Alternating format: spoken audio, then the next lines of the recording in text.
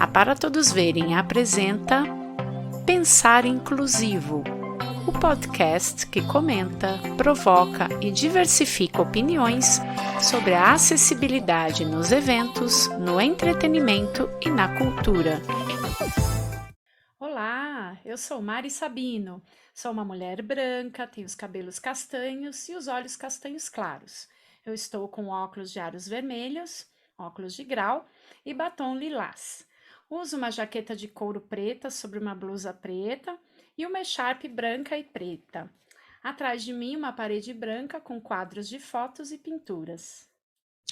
Olá, eu sou Fabrício Branchini Beltramini, eu sou um homem branco com cabelos castanho claro, já meio grisalhos, olhos azuis, um óculos cor de grau vermelho, tenho a barba no mesmo tom que os cabelos, estou com um paletó marrom claro sobre uma camisa azul e esse é mais um episódio do Pensar Inclusivo com Pensamento.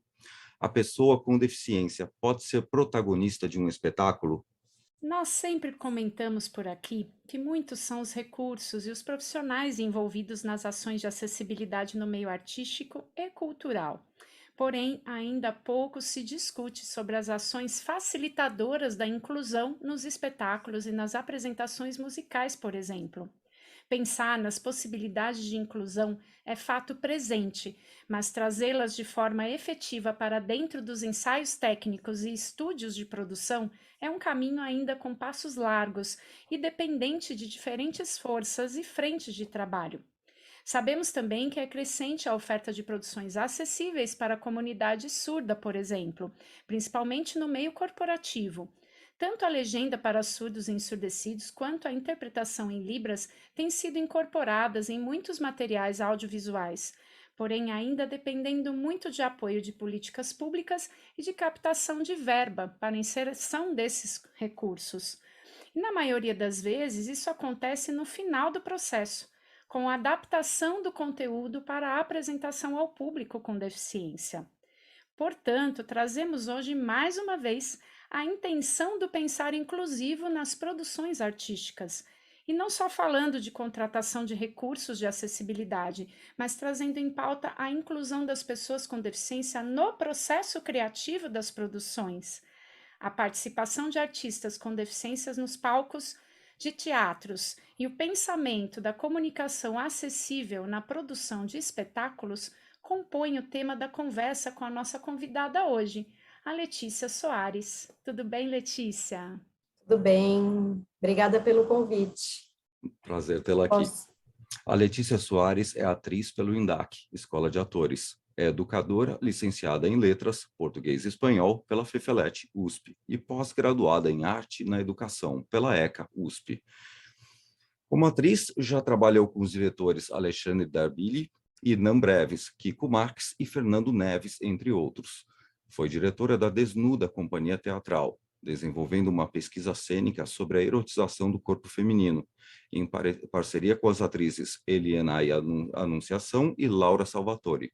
Foi assistente de direção do espetáculo Política na Editora, dirigido por Cíntia Alves.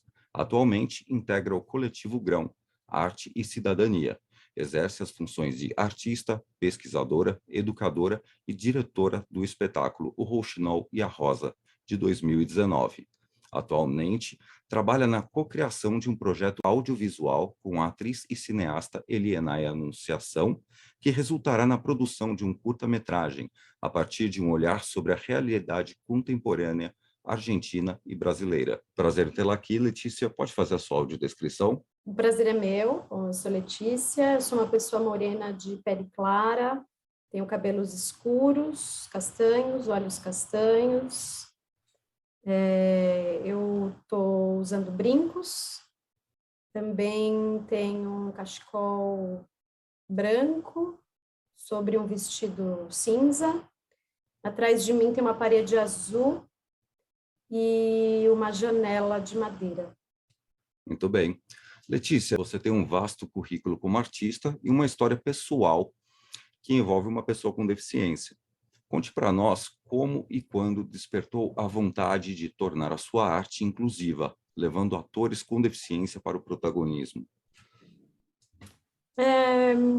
Vamos lá, eu acho que esse chamado para pensar a questão da acessibilidade no teatro, ele se deu por uma provocação da minha irmã, que é uma pessoa surda, a Mariana Ayelen, muitas pessoas conhecem a Mariana. Quando eu estava terminando o meu curso, a minha formação em teatro, minha formação como atriz, a minha irmã, ela me disse, eu não vou mais assistir os seus espetáculos porque eu não entendo nada, então eu não vou mais assistir o que você faz. Então, a partir dessa provocação, eu comecei a pensar que se eu quisesse a minha irmã perto de mim, eu precisaria ser mais ativa, né, no sentido de buscar formas de que o tipo de teatro que eu faço e quero fazer seja acessível para ela. Então, no meu espetáculo de formação, né, de formatura, a minha irmã nessa época estava estudando na PUC e ela tinha o acompanhamento de uma intérprete, ela teve o acompanhamento de uma intérprete durante todo o curso, ela estava estudando pedagogia, então a forma como eu encontrei naquele momento foi depois do processo, né, a peça já estava concluída, então a gente chamou uma intérprete, e a partir daí eu comecei a entender, ou ir aos poucos adquirindo mais consciência a respeito do que significava a inclusão, né? E comecei a me interessar mais em desenvolver espetáculos ou produções, experimentos cênicos que não tivessem apenas a acessibilidade no final de um processo, mas que essa acessibilidade, colocando nesses termos, né, fosse durante o processo. Então, um processo que envolvesse levar em consideração a perspectiva da pessoa com deficiência, mas eu preciso ser honesta, né? Principalmente a questão da surdez no primeiro momento, porque ele nasce realmente de uma motivação pessoal, que é como eu aproximo a minha irmã, como é que eu mostro para minha irmã o que eu estou expressando, o que eu estou querendo comunicar no teatro. Então, ele nasce, na verdade, de algo bem pessoal. Perfeito. Mesmo. Perfeito. Eu assisti a peça O Rouxinol Rosa, que contava com a participação da sua irmã e do Edgar Jacques, ela com deficiência auditiva e ele visual. Depois nós vamos falar mais dessa concepção dessa peça, mas por hora eu queria saber, há empecilhos que dificultam o acesso das pessoas com deficiência na função de artista? O que eu observo como irmã da Mariana é que isso veio muito mais tardiamente. Esses espaços não estavam, não acolheram a sua condição humana. A minha condição humana, sim, mas a dela não. Então, o vínculo dela, ou a possibilidade dela inclusive pensar, olha só, eu posso ser atriz sendo surda. Puxa, eu gosto de estar em um palco, eu gosto de contar histórias. Isso só pôde acontecer muito mais tardiamente por conta de uma série de fatores. Eu também acho que eu percebo que hoje em dia existe mais visibilidade e mais espaços dispostos a criar condições para que as pessoas com deficiência possam fruir e se sintam pertencentes mesmo a esses espaços. Eu diria que ainda há barreiras, né? Assim, mais recentemente eu vejo que existe espaço para que as pessoas com deficiência vivam plenamente as suas capacidades criativas, né? E eu acho que é um pouco por esse ideal que uma parte das minhas ações como artista tem a ver com esse desejo, né, de Perfeito. ampliar horizontes, porque para mim é um direito, deve ser um direito que as pessoas possam se expressar criativamente, artisticamente, com toda a sua plenitude. Eu e a Mari chamamos o Pensar Inclusivo dessa abordagem da elaboração de um conteúdo com acessibilidade desde a concepção. E como foi o processo de adaptação, construção e direção do Rouxinol e a Rosa, que ele contava com um roteiro que não necessitava de um audiodescritor para a adaptação final para atingir o público cego. Também havia uma intervenção menor do intérprete de Libras para o entendimento do público surdo. E houve também uma preocupação com o público com deficiência intelectual. Como é que foi criar, adaptar o roteiro desde o início para atingir a todos esses públicos? O Rouxinol e a Rosa, ele é um dos espetáculos que tem essa preocupação, um dos espetáculos do Coletivo Grão, né, criados pelo Coletivo Grão, que tem que nasce desse desejo de ser um espetáculo esteticamente acessível e que a gente pudesse prescindir das tecnologias, ou da presença de um intérprete com essa função, ou seja, um intérprete descolado da dramaturgia, descolado da ação da cena, fazendo essa mediação entre o que acontece na cena e o público surdo, usuário da língua de sinais. Então, mas o Coletivo Grão tem outros espetáculos, tem um filme, a Mariana também participou do filme do Coletivo Grão, é um projeto do qual eu não participei, ainda não formava parte do Grão. O Rouxinol, ele tem a peculiaridade, primeiro, que ele foi uma ideia que nasceu com o Edgar Jacques.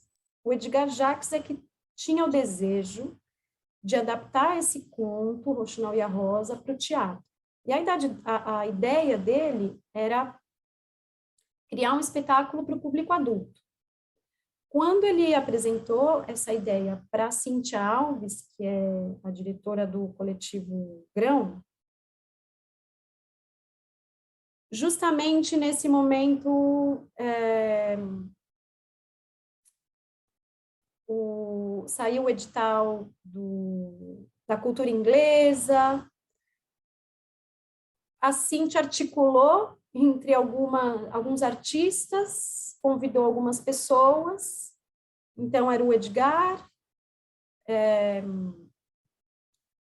o Eduardo, a Mariana me chamou, e aí a gente se reuniu para escrever esse projeto, e o projeto foi aprovado. Eu acho importante mencionar todo esse começo, porque acho muito importante dizer isso, que a ideia, que o desejo foi do Edgar. Ele é que tinha na cabeça dele ele é que... O Edgar é nosso parceiro de vários trabalhos, já esteve aqui no podcast, no Pensar Inclusivo, enfim, também é. E, sim, ele é um dramaturgo, ele é ator, dramaturgo, né? Eu assisti um espetáculo do Edgar, assisti o Colibri, eu falei, nossa, eu quero trabalhar com esse ator. E aí, meses depois, a Cíntia me chamou para dirigir um espetáculo que ele também ia estar envolvido. Então, ele nasce disso. Aí a gente começa realmente a trabalhar nesse espetáculo, e é um processo como... Ele tem a sua peculiaridade, mas ele tem os desafios de qualquer processo teatral, que é contar essa história, adaptar.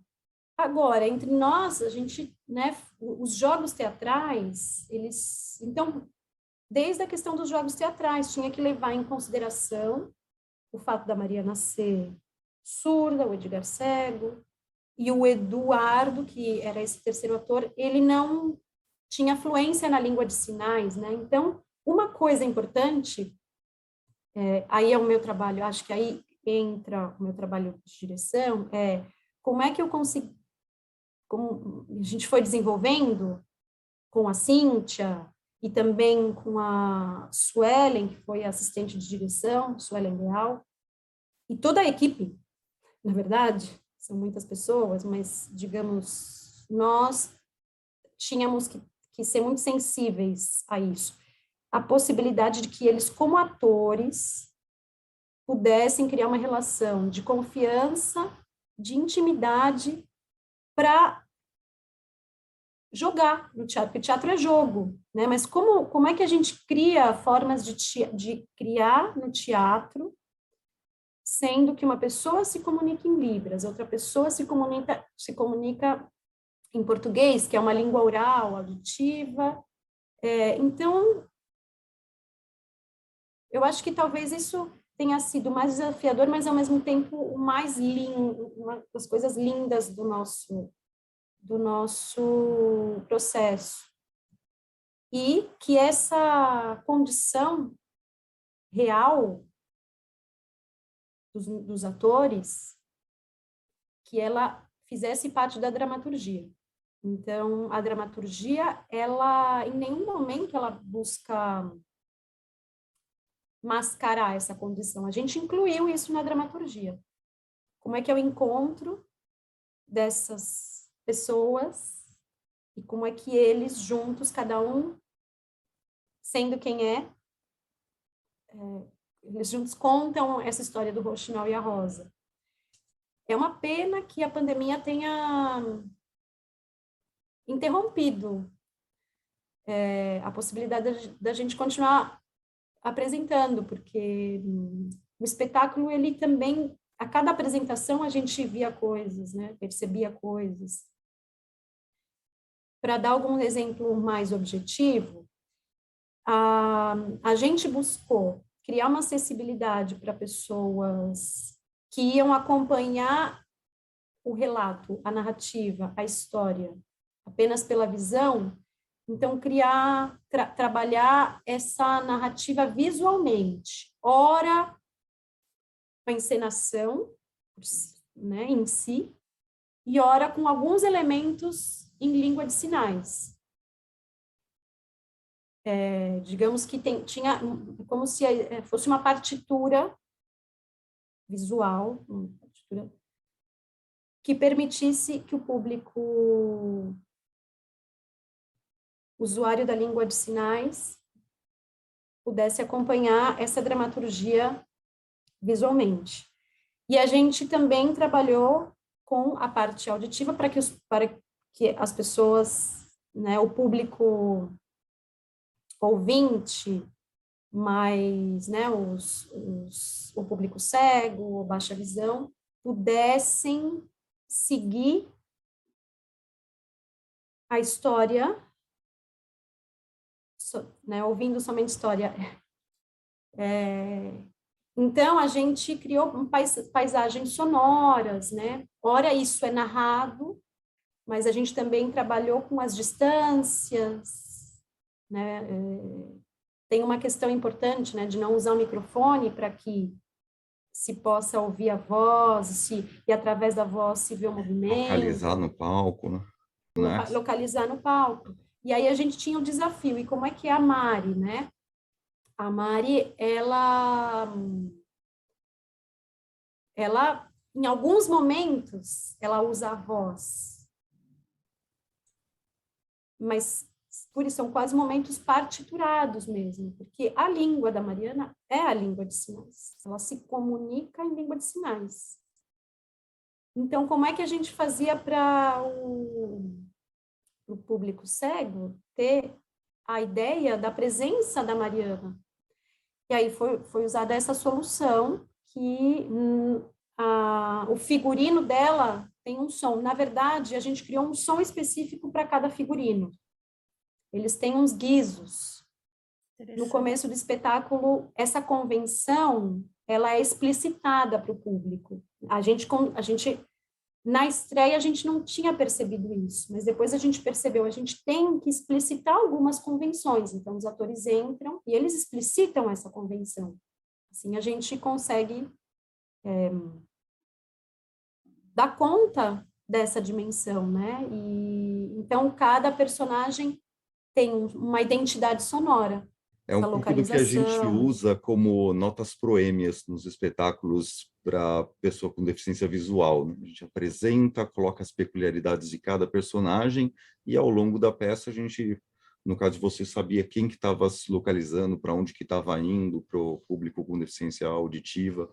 Perfeito. Letícia, qual o papel dos produtores e dos artistas hoje para tornar a produção da arte mais inclusiva? A gente sabe que existe um apoio também das leis de incentivo, muitas vezes até exigências de editais em determinado espetáculo, seja também uma apresentação em exposições, cinema, tal. A gente sabe que já existe esse incentivo para os recursos, mas pensando em todo esse processo que a gente está discutindo aqui, do pensar inclusivo, então qual que é o papel dos produtores, dos artistas para levar a inclusão para os espetáculos e produções no geral? Alguns anos atrás, eu costumava ser uma pessoa muito inconformada pelo fato de não ver a boa vontade dos produtores de teatro, especificamente, em tornar os espetáculos acessíveis. Então, eu tinha uma postura mais combativa e até, às vezes, briguenta, né? Exigindo que as pessoas tivessem consciência da importância de ser inclusivo. Com o tempo, eu fui amadurecendo e entendendo que as pessoas não têm. O que eu posso fazer é dialogar, né, estar em espaços que possibilitam esse diálogo, possibilitam, né, ser de alguma forma um agente onde eu posso atuar e colaborar para esse processo de conscientização, né? Então, eu diria que o papel dos produtores seria se informar mais a respeito disso. Não só porque é lei. A gente agora sabe que isso, né, que isso é lei, mas não só por isso, ser curioso, né, talvez. Ter um pouco mais de curiosidade sobre como se não criar obras acessíveis desde os, né, com esse pensamento eu gosto dessa formulação que vocês colocam, né, de como vocês, esse pensamento inclusivo, se esse pensamento inclusivo ele não está na concepção de um projeto, que pelo menos em algum momento essa reflexão apareça. E agora isso faz parte da nossa formação, né? Se isso não está na nossa formação, o trabalho é mais longo. E aí eu devo dizer que na minha formação como atriz, em nenhum momento isso foi colocado pela Na minha, escola de teatro onde eu estudei, na minha também não. 7 anos eu né? também não tive. Né? Para começar, uma curiosidade genuína, o interesse, Uhum. né, em relação ao público, porque as pessoas com deficiência auditiva e deficiência visual também, elas querem ser público, elas querem estar no teatro.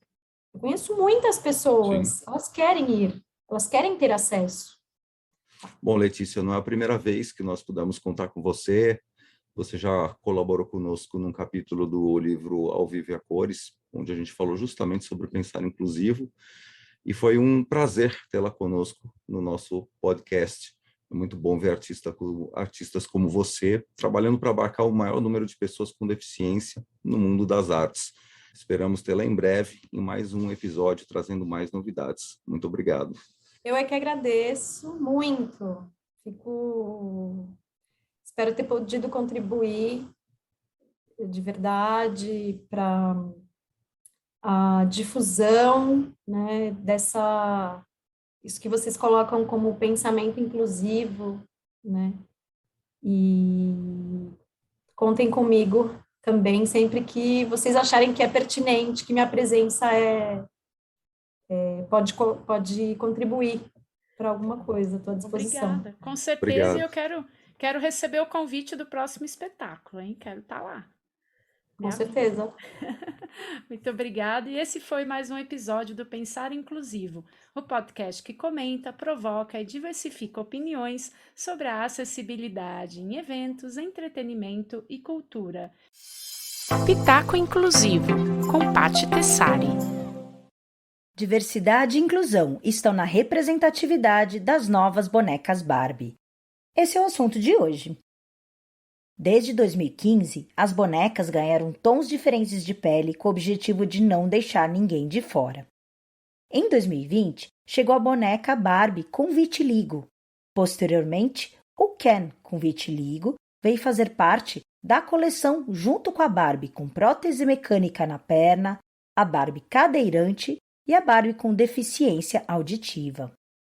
Segundo Lisa McKnight, a vice-presidente sênior e chefe global da Barbie e bonecas da Mattel, as crianças são inspiradas pelo que vem ao seu redor, e é por isso que é tão importante que elas se vejam refletidas em modelos que superaram obstáculos e se tornaram as mulheres corajosas que são hoje. O projeto criado pela Mattel, marca que detém os direitos e que produz as bonecas Barbie, tem a missão de homenagear 12 mulheres ao redor do mundo que contribuem para a sociedade, cada uma na sua área e especificação. E desta vez temos uma homenagem a uma brasileira. A professora e intérprete de Libras, paulista, Duane Emanuela Bertan, é a mais nova escolhida pela marca Barbie para virar boneca. A escolha faz parte da homenagem global a 12 mulheres empreendedoras que quebraram barreiras e hoje são fontes de inspiração e exemplo para as futuras gerações. Doane, apaixonada pela educação e especialmente pela inclusão, é a idealizadora do canal inclusivo Sala 8, desde 2017 no YouTube, com aulas de matemática e português em língua brasileira de sinais. É considerada pioneira no ensino pensado diretamente para a comunidade surda, mas que também pode ser acessado por outros tipos de público. Ela foi reconhecida em 2020 como uma das 10 melhores professoras do mundo pelo Prêmio Global Teacher Prize. Para a professora, ser reconhecida como uma mulher inspiradora é algo imensurável, de uma emoção que transborda, diz. É a minha história enquanto criança e como mulher. Minha mãe me criou para seguir meus sonhos. Além de manter o canal online com abordagem de ensino bilíngue, Doane também ministra aulas para alunos surdos e ouvintes, no interior de São Paulo. Tenho certeza de que Barbie foi responsável por quebrar paradigmas na infância de muita gente, incluindo na minha, pois enquanto a sociedade dizia o contrário, a boneca mostrava que era possível uma mulher ter seu próprio carro, sua casa, sua profissão, concluiu ela. A professora se lembra de uma história contada pela mãe, que dizia que ela seria a voz de muitos. Parece que a mãe dela acertou. Já a considerava uma pessoa que faria a diferença. O Pensar Inclusivo é mais uma produção da Para Todos Verem Soluções em Acessibilidade. Acompanhe as nossas atividades e outras entrevistas em www.paratodosverem.com.br. Também pelas redes sociais.